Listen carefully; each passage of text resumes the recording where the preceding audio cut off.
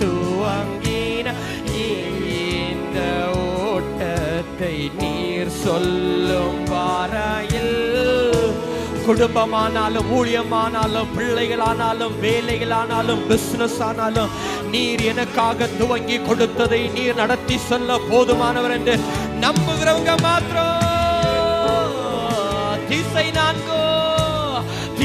நான்கோ மனிதர்கள் அடைத்தாலும் நான் நோக்கும் ஒரு திசை.